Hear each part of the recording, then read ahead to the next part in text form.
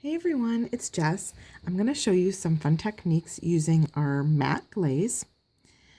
This product is great for a metal sealer and also a patina extender. And it has a very nice matte finish, which I absolutely love. Here's an example of it used as an extender. So I did 2 patina colors and then mixed some of the matte glaze with a third color and brushed it over the top, so it kind of muted the colors down and then gave it a really great, nice, like matte chalky finish. So I'm going to show the technique of these colors here on our new cicada, and I'm going to start with a base of verdigris.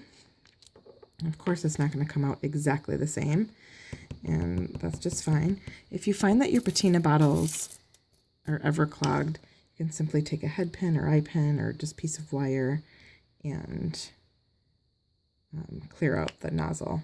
I use mine a lot, so that tends to happen. So I'm going to go ahead and start brushing on some verdigris. You can see how much brighter this is than the finished piece, but that's where the fun's going to come in when I apply an extender over it with the matte glaze with some other colors. So that won't take too much time to dry, but while it's wet, I'm actually going to go in with a little bit with some of our antique copper as well in spots. Kind of even can mix those two together, and I'm just gonna kind of dab it in some areas along the wings and on the body.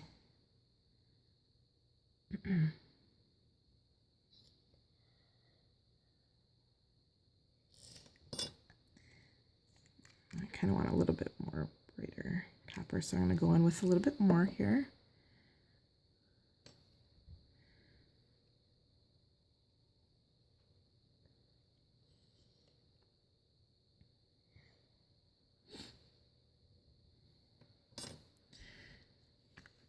Okay, I clean my brush with water. The patinas clean really well with water, so you want to do that pretty quickly because they dry very fast. You don't want to ruin your brush. And then I just use a paper towel to dry off any excess water. You want your brush pretty dry when applying the glaze or patina extender.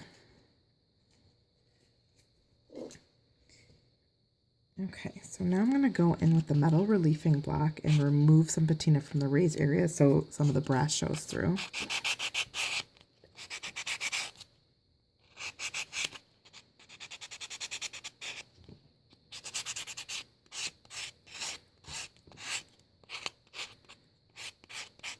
Okay, and I'm using the dark gray side. This is a heavier grit, and that works for removing patinas.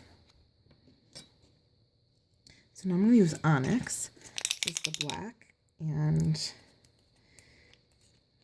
I'm going to just use, when doing an extender, you want to do like 1 part patina to maybe 3 to 4 parts glaze. You really do not need a lot of patina at all.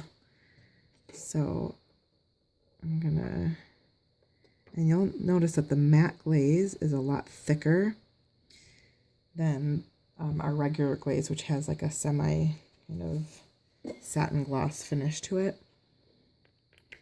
So when this one comes, when you pour it out, it doesn't like spill out. It's not as thin consistency, so this is really nice to work with. I'm going to kind of dab some of it off on my brush, from my brush onto this craft sheet. And now I'm going to go in and brush over top of my dry patina, my base coat. And this is going to kind of give it more of a distressed look. You could see some more solid black areas, and then where I don't want it as much, I can go in with a paper towel then and just kind of remove some and wipe a little bit away.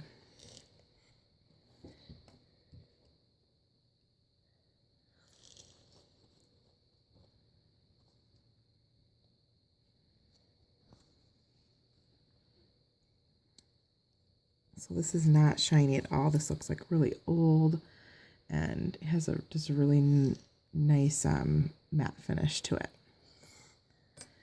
Another way you can use the glaze is to seal natural metals. So if you want to keep it the same color and keep it from oxidizing, you can go ahead and do that. Move this off my craft sheet here. So I've already done one. I've used a Deco Emboss folder and reliefed it and then put our original glaze on. So this, you could tell, kind of has more of a glossy finish to it. Where this one here, I've embossed it, so now I'm going to go ahead and relief it. And when reliefing, you could use the white side of your reliefing block if there's no patina. Or you could use the light gray side, especially if it's worn. Like, I've used this one a lot, so I kind of go back and forth. And then I like to polish it. This is a light gray side is a polishing, and you could do both sides if you'd like.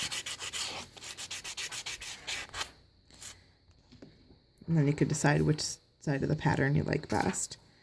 I'm going to go ahead and seal this side. So you want to use a very thin amount of glaze when sealing. So I'm just putting a very small amount down onto my craft sheet, and you want to make sure you're using a clean, dry brush. And then go ahead and pick up the glaze with your brush and simply brush on that thin layer.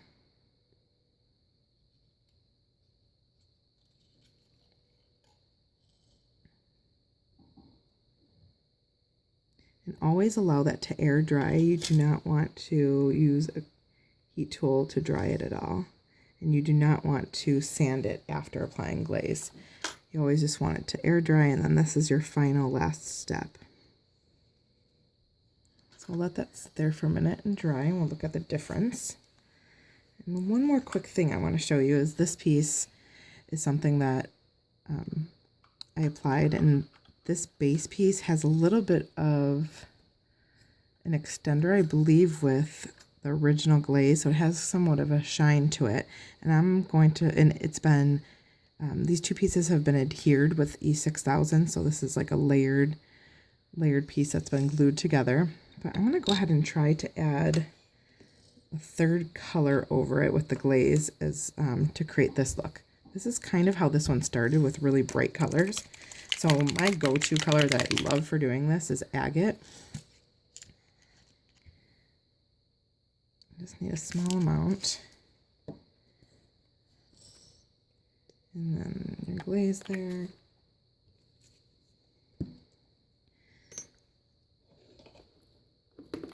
We'll go ahead and blend those together. And then have a paper towel handy for this step right away.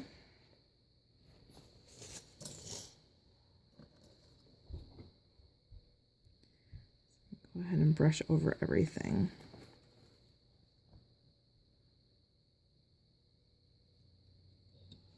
Do one side at a time.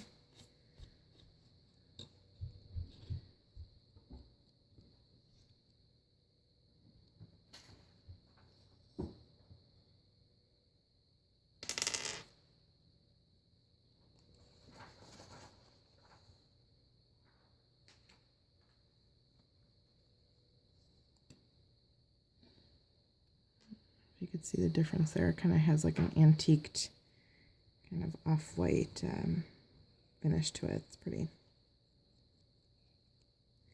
Mutes down the colors. I really like this look.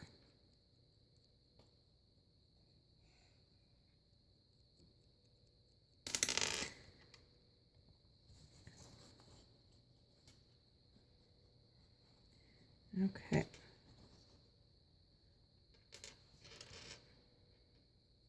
You can go back in and add more if you want, but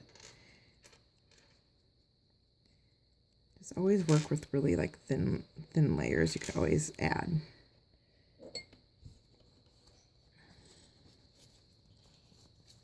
This has like a really nice kind of like that chalk paint, like that furniture, like a chalk paint finish.